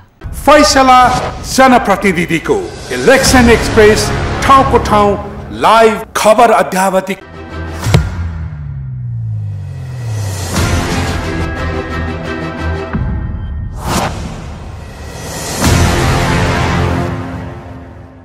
तह निर्वाचन विशेष प्रस्तुति फैसला जनप्रतिनिधिको इलेक्सन एक्सप्रेसको विचार विश्लेषण बहस र विवेचनाको यो विशेष श्रृङ्खलामा छौँ र यतिखेर हामी निर्वाचनले दिएको सन्देश के हो र राजनीतिक दलले त्यो सन्देशलाई कसरी ग्रहण गरिरहेका छन् भन्ने विषयमा कुराकानी गरिरहेका छौँ। हामीसँग हुनुहुन्छ अर्थ राजनीतिशास्त्री हरिरोका र नेकपा एमालेका नेता पूर्व मन्त्री शेरबहादुर तामाङ। ल शेरबाजी म तपाईँ कहाँ आउँछु। 2074को निर्वाचनमा नेकपा एमाले ल्याएको भनेको प्रमुख र गाउँपालिकाको उपाध्यक्ष नगर प्रमुख र उपाध्यक्ष गरेर प्रमुखमा नगरपालिकाको प्रमुख 123 स्थानमा गाउँपालिकाको अध्यक्षमा 171 गरेर 294 स्थानमा जित हासिल भएको थियो। यतिखेर चाहिँ निकै घट्यो भनेर तपाईँहरू अत्तालिएको हो अथवा घट्दैछ भन्ने आङ्कलन गरेर अत्तालिएको होइन। त्यो पनि हामीले राम्रो एकदमै राम्रो पर्फर्मेन्स गर्दा पनि त्यो प्रतिशत पनि 753मा धेरै ठुलो त होइन किनभने 41% मात्रै हो होइन। देशमा एमाले मात्रै छैन नि त अरू दलहरू त्यही त अरू दल पनि समाजमा अरू दल छ समाजमा हामी हो। नेपालमा चाहिँ बिस्तारै अब यो बरु अहिलेको स्थानीय तहको निर्वाचनले धेरै दलहरूको प्रश्न चिन्ह चाहिँ उठेकै छ। अब खास गरी तेस्रो दलको रूपमा माओवादी केन्द्रले आफूलाई स्ट्यान्ड गरेकै देखिन्छ। नत्र भने सिधा टक्कर चाहिँ अब एमाले र काङ्ग्रेसको बिचको निर्वाचनै देखिन्छ होइन। अब त्यसो हुँदा काङ्ग्रेसले अब गठबन्धन गरेर आफूलाई गेन त गरेकै छ तर पनि तपाईँको चाहिँ 74को स्थानीय चुनावभन्दा केही बाहेक केही प्रतिशत बाहेक धेरै सुधार हुनेवाला उसको पनि देखिँदैन। तर गठबन्धनसँग तुलना गर्ने भने अहिले एमालेको चाहिँ करिब योभन्दा निकै कम 50% भन्दा नि कम आउने अथवा 100को हाराहारीमा नगर प्रमुख र गाउँपालिकाको अध्यक्षको हिसाब किताब तपाईँहरूले निकाल्नुभयो र अब हारियो निर्वाचन भन्ने निष्कर्ष निकाल्नुभयो होइन। अनि त्यस्तो त मत भर्खर पो गनिरहेको छ होइन। तपाईँको चाहिँ रिजल्ट त कतिको आएको छ अनि तपाईँहरूको मनोविज्ञान हामी हेरिरहेका छौँ। 100 भर्खर 100को हाराहारीको रिजल्ट आएको छ अनि 753 पालिकाको मत गन्दैछ। कतिपय पालिकाको पुनः मतदान भएको छ होइन। अब ती पालिकाको गनेकै छैन। अब यो त अझै केही दिन लाग्ने नै देखियो। अब त 10 दिनभन्दा बढी त अब मत परिणाम त आउने नै देखियो र प्रारम्भिक रुझानको स्थितिले हेर्दाखेरि चाहिँ हामीलाई अघिल्लो 74 भन्दा नोक्सान हुने नै देखियो। कति नोक्सान? अहिलेको आन्दोलन भनेको 100 को हाराहारीमा आउने भयो भन्ने छ के अरे तपाईहरुको हैन भित्री? होइन, त्यो भन्दा त बढी नै आउँछ। नगर प्रमुख र गाउँपालिका अध्यक्ष गरेर हामी त्यो पहिला हामी 294 नगर र पालिका गरेर आएका हौँ र त्यसमा घट्छ, केही प्रतिशत त घट्ने नै देखियो। हरिजी, यो दलहरूलाई चुनाव जित्नै किन पर्या हो क्या? जिम्मेवारी जम्मै सुम्पिँदा, सङ्घीय सरकारकै जम्मै सुम्पिँदा छोडेर कुद्ने, नेपाली कङ्ग्रेसको अहिले सत्ता छ भन्नु पनि सरकार छ, किन दिएको त? गरे भए हुन्थ्यो नि त हामीले होइन? अहिले फेरि चुनाव जित्नुपर्ने, जनताको सेवा गर्न जित्न पर्या हो कि त्यहाँको साधन स्रोत खानलाई जित्न पर्या हो भन्ने प्रश्न उब्जिन थाल्यो अहिले त। त्यो एउटा समस्या छ, खास गरेर विकासकै समस्याको बारेमा। विकास भनेको हामी कहाँ तपाईँको छैन जस्तो बाटोघाटोकै कुरा, ठेकापट्टाकै कुरा होइन। सङ्घीय सरकारमा एमाले होइन नेकपा थियो र एमालेका अहिलेको वर्तमान एमालेका अध्यक्ष प्रधानमन्त्री रहनुभएको थियो 3.5 वर्ष। मेरै जिल्लामा जाने तपाईँको एउटा पुल छ खोटाङ होइन। अब हाम्रो उहाँ चाहिँ अब उहाँको ससुराली पनि ती पर्छ, हामी ससुराली उहाँका। अब त्यो तपाईँको चाहिँ पुल एउटा धेरै वर्षदेखि थाँती रह्यो। हेर्नुहोस्, थाँती रहेको रह्यो, अहिलेसम्म बनाएको छैन। चुनावी एजेन्डा बनाउनु भयो होला नि त कसैले? होइन, बनाएकै छैन नि, कसैले पनि बनाएको छैन। चुनावी एजेन्डा नि बनाएको छैन, तर मान्छेले त हेरिरहेछ नि। सत्ता थियो, सरकार थियो र तपाईँको एउटा पुल नभन्दा त्यसले तपाईँको आर्थिक सामाजिक रूपबाट रूपान्तरण धेरै ठुलो कठिनाइ हुन्छ। अब 6 महिना तपाईँको छ नि मतलब चल्दैन, गाडी वारी पारी गर्नुपर्ने हुन्छ भनेपछि त्यो त एउटा कठिनाइ हो। यो त एउटा उदाहरण मात्रै हो हो नि। यस्ता कुराहरू भयो जस्तो अब तपाईँको छ नि मतलब धेरै मान्छेहरूले बाटोघाटोमा तपाईँको छ नि रोप्नु पर्यो होइन, मतलब रोपाइँ गरे मान्छेहरूले, बर्खा लागेपछि बडा एकदम अप्ठ्यारो हुन्छ, त्यसको कुनै व्यवस्थापन छैन। सत्ता भयो, सरकार भयो, मान्छे तपाईँको चाहिँ नि बाहिर मात्रै जानुपर्ने स्थिति बन्यो होइन वैदेशिक रोजगारीको लागि। यहाँ रोजगारी जुन उत्पादन गर्ने हो त्यो रोजगारीको लागि स्थायी तवरको रोजगारीको व्यवस्थापन सरकारले गर्न सकेन। विडम्बना यहाँसम्म कि सत्तारूढ दलकै नेताले गएर प्रधानमन्त्रीकै पत्नीले गएर भनिदिनु भयो यति कोटामा म मलेसिया सित्तैमा पठाइदिन्छु भन्नु पर्यो। विडम्बना त्यहाँभन्दा के हुन्छ होइन? त्यस्तै हिसाबले तपाईँको चाहिँ त्यो मतलब अरू अहिले तपाईँको 2 वर्षदेखि मतलब यो चाहिँ कोरोना आयो होइन। यहाँ तपाईँको 10% भन्दा शहरमा बस्नेहरूले इन्टरनेटबाट आफ्नो पढाइ पढे, तर गाउँमा तपाईँको चाहिँ त्यत्रो धेरै लगभग तपाईँको चाहिँ 80-90% केटाकेटीहरूको पढाइ अवरुद्ध भयो होइन। त्यो तपाईँको 12 क्लाससम्मै नै तपाईँको चाहिँ अवरुद्ध भयो हो नि त। त्यस्तो खालको अवरुद्धतामा के गर्न सकिन्थ्यो भन्ने कुराको केही कुराकानी भएन। त्यति मात्रै हो र भने त मैले कोरोनाको प्रसङ्ग झिकिहाल्नुभयो। अहिले मतदातालाई गाउँ गाउँमा लानको लागि बसको व्यवस्था गरियो। कोरोना कालमा हप्तौँ महिनौँ हिँडेर खाडे खुट्टाले मानिस उहाँ सुदूरपश्चिम जानु, तपाईँले मतदाता त हो नि होइन?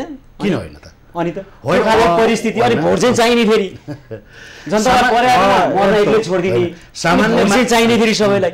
सामान्य मान्छेको जीवन पद्धतिका लागि यी हाम्रा भोटर्स हुन्, मतदाता हुन्, यिनीहरूको जीवन पद्धतिमा हामीले सपोर्ट गर्नुपर्छ, यिनीहरूको जीवनस्तर उकास्नको लागि हामीले काम गर्नुपर्छ भन्ने तर्फ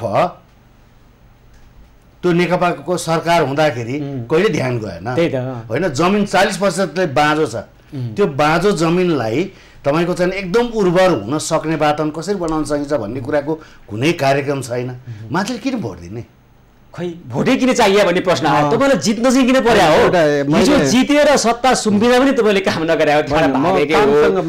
अहिले चाहिँ किन चाहियो? जित्न चाहिँ किन पर्यो? हार्यो भन्ने रोइलो किन हो भन्नु? होइन, जस्तो हरिजी अलि अर्थ राजनीति राम्रै बुझेको मान्छे होइन, त्यसैले म यसमै अलिकति थोरै छलफलै गरौँ न। पहिलो कुरा त नेपालको आन्तरिक राष्ट्र उत्पादन छैन, हामी ऋणमै विदेशी अनुदानमै भर पर्नु परेको छ। हाम्रो आन्तरिक राष्ट्र उत्पादन हामी केबाट सुरु गर्छौँ हो यो बारेमा चाहिँ राजनीतिक दलहरूले सोचेन, मेरै दलले पनि सोचेन। किन सोचेन? र सरकारले पनि अहिले अरू दलहरूले पनि सोचेन होला। जस्तो तपाईँको चाहिँ आन्तरिक रोजगारी वृद्धिको कुरा हामी गर्छौँ होइन, तपाईँको चाहिँ विकास निर्माणको कुरा गर्छौँ। मधेसमा हाम्रो एउटा समुदायमा हुन्छ तपाईँको चाहिँ सामान्यतया अब मधेसमा एउटा समुदायमा लुगा चाहिँ महिलाहरूले लुगा तल चाहिँ छोप्छन्, माथि त्यति छोप्दैनन्। अनि तर जेठाज्यू आए पछाडि चाहिँ अनुहार छोप्नुपर्ने हुन्छ होइन, अनुहार देखाउँदैनन्। अनि त्यो माथि जेठाज्यू आयो भनेपछि त लुगा चाहिँ सट्टै चाहिँ माथि सार्दाखेरि अब तल देखिने स्थिति बन्छ। मैले भन्न खोजेको कुरा भने हाम्रो चाहिँ तपाईँको एकातिर ताने एकातिर वाङ परि नै हाल्छ। दलको एउटा नेता हो, देशको राष्ट्रिय बजेट के छ भने एकातिर तान्छौँ अर्कोतिर खाली पर्छ, अर्कोतिर ताने अर्को। उहाँले अघि पुलको उदाहरण के कुरा हो भने म अलिकति छलफलै गरौँ न यो विषयमा, तपाईँले बिच नकाट्नु होला, म अलि छलफलै एकदमै सरल बनाउँछु म यो विषयलाई छलफलै सरल बनाउँछु। जस्तो उहाँले पुलको उदाहरण दिनुभयो नि, त्यो त्यहाँ चाहिने अब 2-4 करोड बजेट चाहिँदा होला, अर्को कुनै नेताले पहुँचको भरमा त्यो बजेट अर्को ठाउँमा तान्न सक्छ होइन। अनि उसले नाक यत्रो बनाउँछ फेरि, मैले यति करोड बजेट ल्याएँ भने उसले नाक ठुलो बनाउँछ फेरि होइन। अनि तर के गर्ने, अर्को ठाउँमा त पल परेकै छ, भङ परेकै छ। त्यही अघि भने जस्तो तल छोप्नु गर्दा माथि देखिन्छ, माथि छोप्नु गर्दा तल देखिन्छ। त्यसो भएको हुनाले तपाईँको चाहिँ त्यो स्थितिको सामना हामीले गर्नु परेको छ। त्यसैले हो यो परिस्थितिमा हामी चाहिँ के भयौँ भने हामीले दायरा फराकिलो बनाउन सकेनौँ। हामी सीमित सानो दायरामै खेल्यौँ होइन। मलाई मात्रै किन सकेन प्रश्न गरिरहने मैले यसको समाधान दिने गरेको छु क्या। म चाहिँ यहाँ पोल्ने भएर क्या, यहाँ पोल छ क्या भित्र, यो मुलुकमा केही न केही गरौँ भन्ने सोच्छु क्या म। हरिजी पनि त्यसै गरी सोच्नुहुन्छ। त्यसैले हामी समाधान पनि त्यही सोच्छौँ, कुरामा यति धेरै गर्छौँ कि तर काममा छैनौँ क्या। यो यति कुरा त स्वीकार्छौँ क्या हामीले, काममा छैनौँ। बहसमा हामी समय बिताउँछौँ तर काममा छैनौँ। र मुलुकको अर्थतन्त्रलाई सुदृढ गर्ने तपाईँसँग तेल खानी छ छैन नि, तपाईँसँग सुन खानी छ छैन नि, तपाईँसँग के छ त भएको चिज, त्यही भएको चिजलाई उपयोग गर्ने होइन। हामीसँग मानव संसाधन छ, त्यसको मानव संसाधन के गर्नु, 60 लाख मान्छे चाहिँ जुन श्रम शक्ति छ नि, एकदम युवा जो काम गर्ने श्रम शक्ति, त्यो तपाईँ विदेशमा पठाइरहेछ। अनि प्रधानमन्त्री पत्नी अब तपाईँको चाहिँ यही मुलुकमा म रोजगारी सिर्जना गरेर रोजगारी दिन्छु भन्दा म त फ्री भिसामा चाहिँ विदेश पठाउँछु। 2/3 सरकार हुँदा यो समस्या अन्त्यको प्रस्थान बिन्दु त्यो समय किन भएन भन्ने प्रश्नको उत्तर छैन। होइन, त्यसको उत्तर छैन। म चाहिँ उत्तर दिने गरेको छु। यो मुलुकमा धेरै चिजको सम्भावना छ, तर हामी राजनीतिक दलहरू क्रान्ति गर्न सफल भयौँ, राजनीतिक परिवर्तन गर्न सफल भयौँ, तर आर्थिक परिवर्तनमा हामी 1 इन्ची पनि पहिलो सार्न सकेकै छैनौँ। र त्यस कारणले यो सबै तपाईँको चाहिँ अविकासको कुरा अनि विकासकै नाममा बाबा खानेपानीको पाइप दिएर कतिन्जेल भोट माग्ने, कति चुनावमा भोट माग्ने होइन, अनि बाटो बनाइदिन्छु भनेर कतिवटा चुनावमा भोट माग्ने, त्यो त तपाईँको चाहिँ सम्पन्न गर्नुपर्छ। त्यो गर्नको लागि आन्तरिक राष्ट्र उत्पादन जरुरी छ।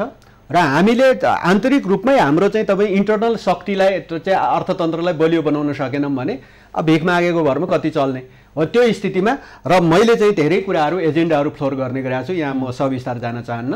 तर त्यो तपाईँलाई सोध्नै पर्ने विषय चाहिँ अहिले काठमाडौँ महानगरपालिकामा होइन जे साहबको स्वतन्त्र उम्मेदवारको अहिले अग्रता देखा परिरहेको छ, यसलाई चाहिँ यहाँले कसरी हेर्नु? यो सङ्घीय राजधानीको महानगरपालिकामा नगर प्रमुखको उम्मेदवारीमा देखिएको यो सन्देश, यो सङ्केत तपाईँले सही ढङ्गबाट बुझ्नु भयो कि भएन भन्ने जिज्ञासा छ। म सही ढङ्गबाट भन्दा पनि यो यस्ता केही फेनोमेनाहरू हुन्छन् बेला बेलामा, यो अपवाद बाहेक अरू केही होइन, यस्तो केही फेनोमेनाहरू हुन्छन्। त्यो फेनोमेनाको एउटा टर्म पास हुन्छ, कारण हुन्छ, एउटा टर्म पास हुन्छ र त्यो टर्म पास भए पछाडि अनि बुझ्छन् जनताले। पछि अब त्यो फेनोमेनाले दलले बुझ्नु पर्दैन, जनता सफलता प्राप्त पनि गर्छन् होइन। तर त्यो एउटा कोर्स आउँछ कि कुनै बेला, कुनै बेला एउटा कोर्स आफै आउन्न नि, कुनै बेला आफै होइन। काठमाडौँमा पनि अब त्यस्ता कोर्सहरू धेरैचोटि धेरै कोर्सहरू कारण छ नि, होइन त्यस्ता कोर्सहरू आउँछन् र त्यो पारित हुन्छ, अगाडि आउँदैन नि त। त्यसका फ्याक्टरहरू चाहिँ एउटै मात्र फ्याक्टर हुँदैन, धेरै त्यस्ता ठुलो फ्याक्टरहरू धेरै खालका हुन सक्छ। गलत नबुझ्नु होला यो फ्याक्टरलाई म यहाँ जोडेँ फेरि। सङ्घीय राजधानीको महानगरपालिकामा जुन सन्देश अहिले प्रभाव भइरहेको छ, यसलाई पनि अब अपवाद अथवा यस्तो पछि जनताले बुझ्छन् भन्न थालियो भने गलत हुन्छ। बुझ्नुपर्ने राजनीतिक दलहरूले हो यतिखेर, यो सन्देशबाट सही ग्रहण गर्नुपर्ने राजनीतिक दलहरूले हो, जनताले होइन। तर उल्टो छ बुझाइ, त्यही विषय लिएर आएँ। होइन, मेरो विचारमा चाहिँ तपाईँको यो असन्तुष्टिको हामीले अलिकति पुरानो श्रृङ्खलालाई हेर्नु जरुरी छ। जस्तो पञ्चायतको अन्तिमतिर नानीमैया दाहाल निर्वाचित हुनुभयो, फरक छ परिस्थिति अहिले? होइन, फरक छ।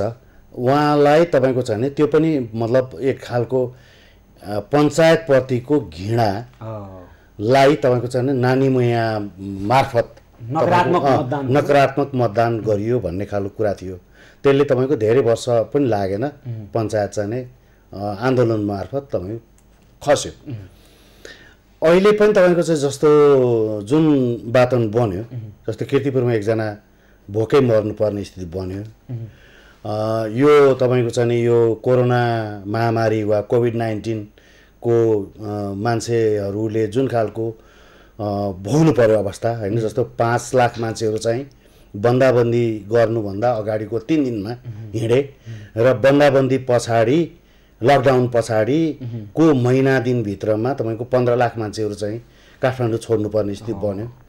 अधिकांश मानिसहरू जो हामी नै थियौँ अब काठमाडौँ बस्नेहरू मध्येमा हाम्रो जीवन पद्धति कसरी गुज्रियो भन्ने बारेमा बडा अनौठो छ होइन। संसारभरि तपाईँको राहतको कुराहरू भए, प्याकेजको कुराहरू भए होइन, त्यो खालको अवस्था त्यो पनि रहेन। रूपमा खाना खाउने ठाउँमा गएर मेयर साहबले धम्क्याउनु भएको हामीले खबर सम्प्रेषण गर्नु पर्यो। कसको मेयर साहब हुनुहुन्थ्यो? ए ठुलो लोकतन्त्रको कुरा गर्ने नेकपा एमालेकै मेयर साहब हुनुहुन्थ्यो। मानवीय संवेदना पनि सामान्य जनतालाई नदेखाउने सामान्य मान्छे होइन, सामान्य मान्छेहरूलाई खाना खुवाइरहेकाहरूलाई समेत तपाईँको छ भने त्यहाँ यो उसबाट टुडी खेलबाट बाहिर हटाइयो। टुडी खेल चाहिँ कसको भयो भन्दाखेरि व्यापारीहरूको भयो, जसको गाडी थियो ती गाडी ल्याएर त्यहाँ थन्काउने ठाउँ बनाइयो। यो खालको परिस्थिति हेर्दाखेरि आम मान्छेले तपाईँको छ भने विकासलाई कसरी बुझ्ने? त्यसपछि अब अर्को दोस्रो कुरा यो विषयले दलहरूलाई लाज लाग्दैन होइन? दोस्रो पनि मत किन कम पा भन्दा गठबन्धन भएर यसो भएर उसो भएर यस्तो निष्कर्षमा रमाएर हुन्छ होइन। त्यति मात्रै होइन, सरकार छ, सङ्घीय सरकार छ, प्रदेश सरकार छ, नगरपालिका महानगरपालिकाको स्थानीय सरकार पनि एउटै पार्टीको छ, तर फोहोर व्यवस्थापन गर्न सकिँदैन र वर्षौँ तपाईँको फोहोर मतलब उसमा चाहिँ नै मतलब महिनौँ होइन, हप्तौँ महिनौँ तपाईँको चाहिँ नि सडकमा फोहोर चाहिँ फालिया छ। मान्छेहरूले तपाईँको मूल्याङ्कन गर्छन् नि, त्यस हिसाबले तपाईँको चाहिँ अहिले पार्टीहरूलाई भन्दा बाहिरबाट भोट हाल्नु भनेको यो सिस्टम फेलियर भएको छ, हुँदै जाँदैछ भन्ने कुराको सङ्केत हो। मलाई लाग्छ पार्टीहरूले यदि आफूलाई सच्याएनन्, पार्टीहरूले आफूलाई कार्यक्रमिक बनाएनन्, पार्टीहरूले तपाईँको चाहिँ लुटपाटलाई वा ऋण लिएर चाहिँ घिउ खाने खालको कामलाई बन्द गरेनन् र समाजलाई अनादर गर्न थाले, जनतालाई अनादर गर्न थाले भने त्यसको परिणाम तपाईँको निकै छिटो निकै चाँडो भोग्नुपर्ने। तर यो बुझ्ने अक्कल र बुद्धि त छैन। मैले फेरि पनि भने कि जनताले जुन फेनोमेनामा एउटा अभिमत दिन्छ, अभिमतलाई हामी सम्मान गर्छौँ, स्वीकार गर्छौँ। जुन अभिमत आए पनि त्यो अभिमतको सबैले स्वीकार गरिन्छ। यो लोकतान्त्रिक व्यवस्थाको उच्चतम नमुना नै त्यही हो। मैले अहिले सोधेको प्रश्न अर्को एउटा कुरा के हो भने होइन जे भयो नि जनताप्रति जति एकखालको अपराधै गरे भने त हामीले त होइन कोरोना कालमा जे जस्तो त्यो अपराधको त अहिले परिणत त भोग्नु पर्यो नि होइन। अब विश्वमा सबै देशले अपराध गरे, त्यसो भए कोरोनाको लकडाउन होइन होइन तपाईँको चाहिँ कोरोनामा नफैलियोस् भनेर लकडाउन सबै देशले गरेकै थिए, नाकाबन्दी सबै देशले गरेकै थिए होइन। त्यो हालको एउटा के हो भने सबै देशले जनतालाई त्यो बेहाल बनाएको थिए। अब अहिले राजनीतिक दलहरूले मतदाता ओसार्न सक्यो भने त्यतिखेर पनि भौतिक दूरी कायम गरेर जनतालाई एउटा व्यवस्थापन गर्न सकिन्थ्यो। अनि स्वस्फूर्त रूपमा सेवाग्राहीहरूले अहिले निःशुल्क भोजन गराइरहेको ठाउँमा मेयर साहब गएर प्रहरी लिएर गएर तिनीहरूलाई पक्रेर त्यहाँ लखेर्नु नगर्दै भएको हुन्थ्यो।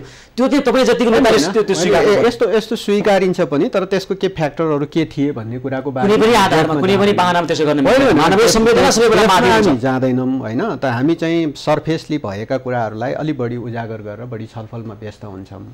तर यस्ता चिजहरूको चाहिँ जस्तो भनौँ न 2 दिन फोहोर उठेन हामी छलफल गर्छौँ, तर यही फोहोरको व्यवस्थापन गर्नको लागि मूलपानीमा चाहिँ समस्या भइसके पछाडि तपाईँको चाहिँ फोहोरको नयाँ डम्पिङ साइट चाहिँ गरिकन डिजाइन गरेर डिसिजन गरेर नयाँ डम्पिङ साइट डिजाइन गरेर तपाईँको चाहिँ डिसिजन गर्ने व्यक्तित्व त आज के विस्थापित हो नि त। तपाईँको चाहिँ फोहोर हाल्ने ठाउँ त कमसेकम छ नि, तर त्यो ठाउँमा कहिलेकाहीँ हडताल होला, कहिले के होला, कहिले गाडीले नउठाउला। यस कारणले फोहोर उठेन भने अब फोहोर उठेन भनेर अब मेयरलाई चुनाव हार्दै हुनुहुन्छ भन्ने छ होइन। अब त्यो परिणाम के होला, अब हार्ने जित्ने तर यसको सङ्केत के हो, यसको सन्देश के हो? यहाँ हरिजीले भने जस्तो यो राजनीतिक व्यवस्था प्रतिकै असफलता हो। होइन, म राजनीतिक व्यवस्था प्रतिकै असफलता चाहिँ मान्दिनँ। तपाईँहरूको असफलता होइन, नेताहरूको तपाईँको चाहिँ काम गर्ने व्यक्तित्वहरूको चाहिँ असफलता चाहिँ हुनसक्छ। भनेको पात्रको असफलता, पात्रको असफलतामा चाहिँ जोड्न सकिन्छ, तर राजनीतिक व्यवस्थाकै असफलता चाहिँ होइन।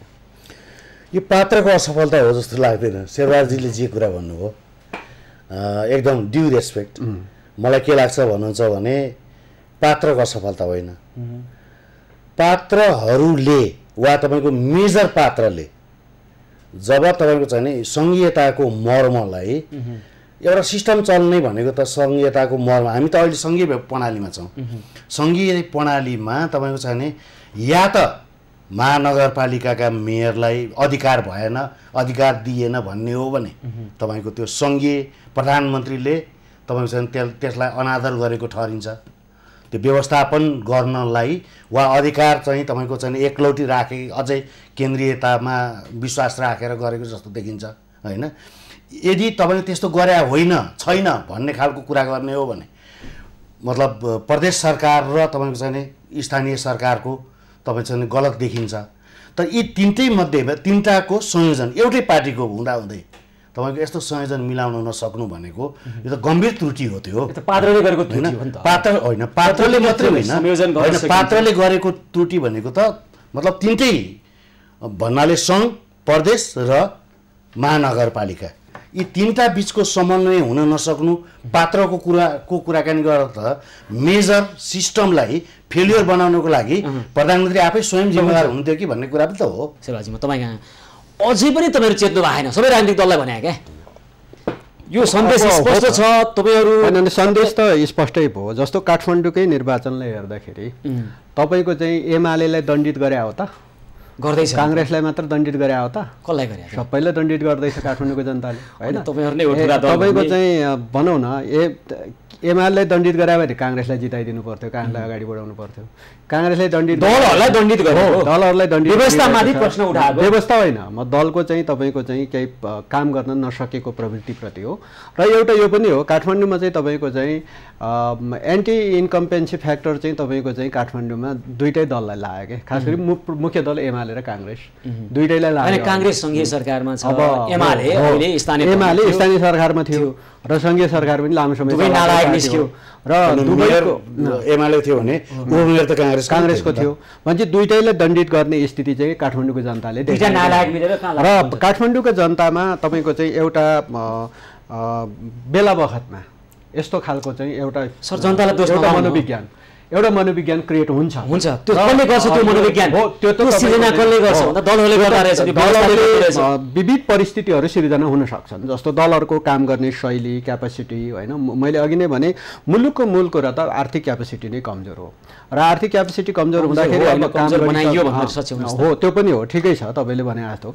कमजोर नबनाउनको लागि धेरै फ्याक्टरहरू हामीसँग जीवित छन्, तर त्यो अनुसार हामी काम गर्न सकेका छैनौँ। र म चाहिँ के कुरामा एउटा विश्वस्त छु भने फेरि हामीले जिम्मेवारी पाउँदैनौँ फेरि होइन।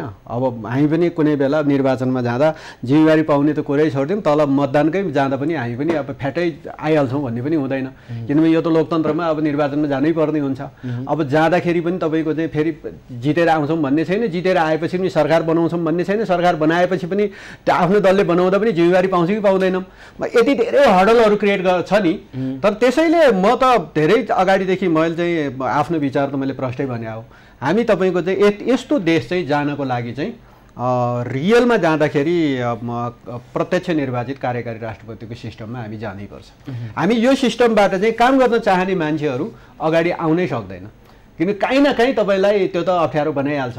फेरि तपाईँको चाहिँ सरकारमा प्रत्यक्ष निर्वाचित अहिले त स्थानीय तहको सरकारको कुरा गर्ने हो भने त नगर प्रमुख, त्यो नगरको राष्ट्रपति है धेरै अधिकार लिएर बसेको, त्यसैले त प्रत्यक्ष जिताएको हो नि त। तपाईँ पनि केही काम भयो, त्यसैले त काम भएन भने अर्कोले जिताउँछ नि त जनताले, त्यो त प्रश्न देखियो नि। भनेको तपाईँ अघि भन्दै हुनुहुन्थ्यो यो वेस्ट मिनिस्टर यो जुन खालको प्रणाली छ नि हाम्रो सिस्टम, यो नेपालमा असफल भयो भन्ने कुराको अर्को एउटा सन्देश दियो स्थानीय तह निर्वाचनले, के गर्यो?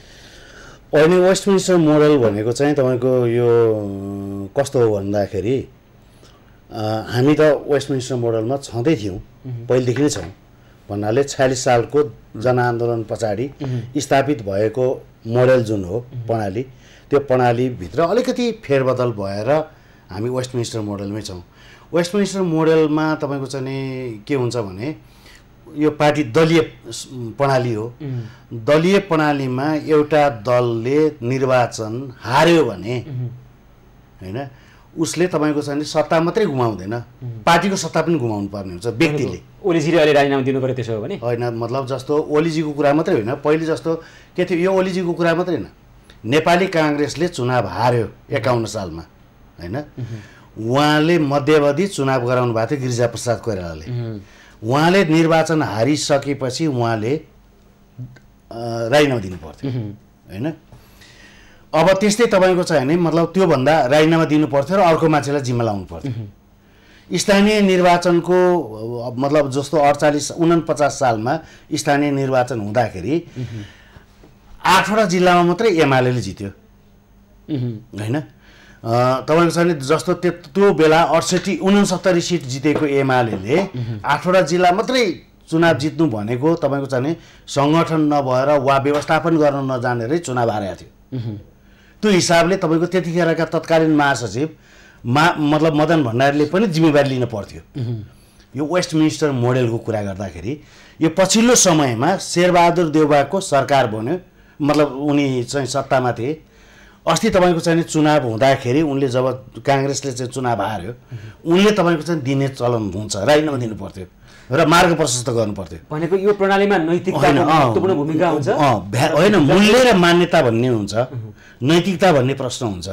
तपाईँ कुनै पनि राजनीतिक पार्टीले तपाईँको आफू जब चुनाव हार्छ, एक सिट मात्रै पनि घट्छ भने उसले राजीनामा दिएर अगाडि अर्कोलाई अगाडि बढाउनु पर्ने हुन्छ। जस्तो जेरेमी कोर्बिन भन्ने मान्छे चाहिँ यसअघि लेबर पार्टीका लिडर थिए।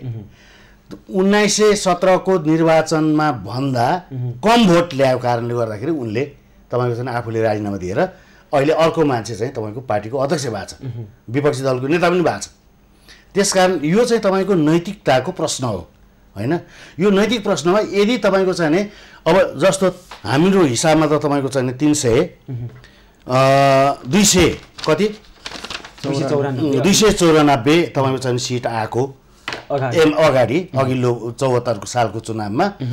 अब यदि तपाईँको चाहिँ 120 वा त्यो 294 293 मात्रै आयो भने पनि अहिलेको स्थिति के छ भने ओलीजीले जिम्मा लिनुपर्छ होइन। ओलीजीले जिम्मा लिनुपर्छ भन्नुको अर्थ उहाँले सरकार चलाउन सक्नु भएन, उहाँले पार्टी चलाउन सक्नु भएन, उहाँले यो आन्तरिक निर्वाचन वा स्थानीय निर्वाचन पनि हल गर्न सक्नु भएन भनेपछि उहाँले पार्टी छाडिदिनुपर्छ। पार्टीको उहाँले त लगाइसक्नु भयो, धाँधली भएको कारणले नजित्या, गठबन्धन भएको कारणले नजित्या, सकिएन होइन। त्यस्तो अघि तपाईँले गम्भीर प्रश्न उठाउनु भएको थियो, पद्धतिको असफलतामा पात्र भन्नुभयो उहाँले, तपाईँले होइन भन्नुभयो, तर पात्रभित्रको नैतिकताको अभावको कारणले भारेछ पद्धति होइन। पद्धतिलाई असफल बनाउने भनेको पात्रहरूले नै हो, पात्रभित्रको नैतिकताको अभावले।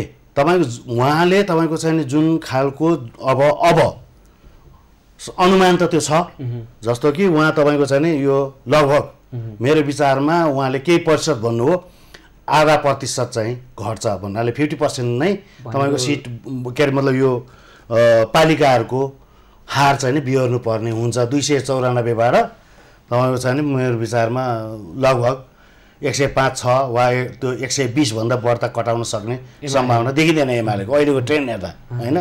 त्यस्तो अवस्था हुँदाखेरि तपाईँको चाहिँ जिम्मेवारी कसले लिने त पार्टीको?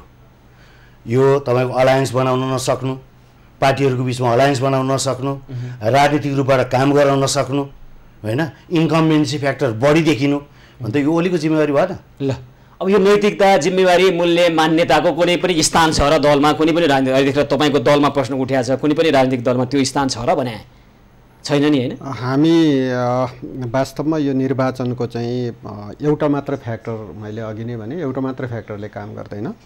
यसका धेरै फ्याक्टरहरू छन् र ती सबै फ्याक्टरहरूको चाहिँ छलफल गर्छौँ हामी। होइन, समस्याको जड कुरा नैतिकताको अभाव होइन। नैतिकता भनेर फ्याट्टै चाहिँ फिल्ड छोडेर कहिले पनि सेनापति भाग्दैन क्या। सेनापतिले तपाईँको चाहिँ जहिले पनि त्यो के भएको हो त्यो कुराको समीक्षा गरेर पुनः लडाइँको राजनीतिमा अलि मिल्दैन।